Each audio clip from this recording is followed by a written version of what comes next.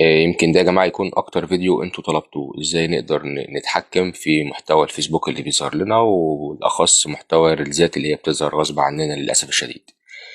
فيديو مهم قوي، ويعني هنعمل حاجتين وإن شاء الله بعد ما نعملهم مع بعض مش هيظهر أي حاجة تاني. بس أتمنى إن احنا نعرف الكلام ده لكل حد احنا بنحبه. يلا بينا. أول حاجة بنضغط على الثلاث شرط اللي هم على الشمال. إيه، وبعد كده بختار الإعدادات والخصوصية. وبعد كده بختار الإعدادات. احنا على فكرة يا جماعة هنعمل حاجة تانية بعد الموضوع دوت، فمعلش كمل معايا. هنختار تفضيلات المحتوى. تمام. بختار آخر واحدة اللي هي إدارة الإعدادات الافتراضية. تمام. باجي على آخر واحدة، حاجة اسمها المحتوى الحساس.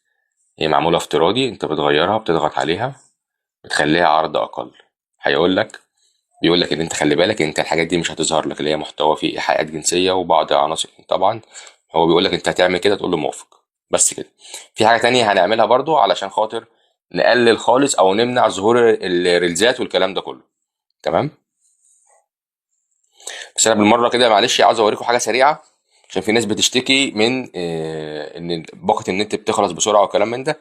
بالمره هوريها لكم يعني. برضو من الاعدادات بتضغط. تمام. وبتختار كلمه الوسائط. احنا كنا اخترنا المره اللي فاتت تفضيلات المحتوى، المره دي هنختار الوسائط. تمام. ديت تبع جودة الفيديو.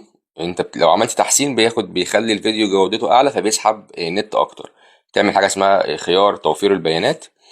وفي التشغيل التلقائي للناس اللي هي الفيديوهات بتشتغل معاها على طول، بيديك 3 اختيارات. عاوزها تشتغل على الهاتف البيانات التليفون العادية اللي هي النت بتاع الخط او الواي فاي، ولا عاوزها على الواي فاي بس، ولا عاوزها عدم تشغيل مقاطع الفيديو تلقائيا. انا بعملها عدم تشغيل مقاطع الفيديو تلقائيا. انت في ناس كده لما بتقلب في الموبايل تلاقي الفيديو شغال على طول لوحده، لا انت كده بتلغيها خالص. تمام. هنرجع برضو لموضوع تقليل الريلزات واي حاجه بتظهر باي، وانت فاتح الفيسبوك بتاعك، وانت بتقلب في الفيديوهات، اي فيديو مش عاجبك تروح جاي ضاغط على الثلاث شرط اللي تحت وتعمل عرض اقل. لو عملتها في اكتر من صفحه، يعني كل ما هيقابلك حاجه اعملها عرض اقل. في خلال يومين او 3 ايام مش هتلاقي حاجه تانية تظهر لك بامر الله تعالى. ولو حاجه ظهرت لك اعمل عرض اقل. كده الفيسبوك هيعرف ان انت مش عايز الحاجات دي، فمش هتظهر لك تاني. اتمنى نعمل كده يا جماعه، عشان خاطر يعني الحاجه طول ما هي بعيده عنك ممكن ما تفكرش فيها. انما لو انت الفيديو ظهر قدامك ممكن تضعف وتتفرج عليه، ولو اتفرجت عليه مره هتلاقي بقى الفيسبوك يرشح لك كل شويه فيديو شكل وشكل. فنحاول يا جماعه نمنع، يعني اول ما بنشوف حاجه بنمنعها. طبعا الكلام ده هنعمله على اي تليفون في البيت، سواء بقى موبايل الاب او الام او الاولاد، اي موبايل هنعمل فيه الكلام ده. يا ريت بس اهم حاجه وانت بتقلب جالك فيديو مش عاجبك، اضغط زي ما انا قلت لك دلوقتي والغيه. ليه؟ عشان خاطر انت لو اتفرجت عليه الفيسبوك بيقول ده هو بيحب النوع ده، فهتلاقيه هيرشح لك غيره وغيره وغيره. فانت لو منعت الكلام ده في خلال يومين بالظبط هتلاقي مفيش ان شاء الله اي حاجه.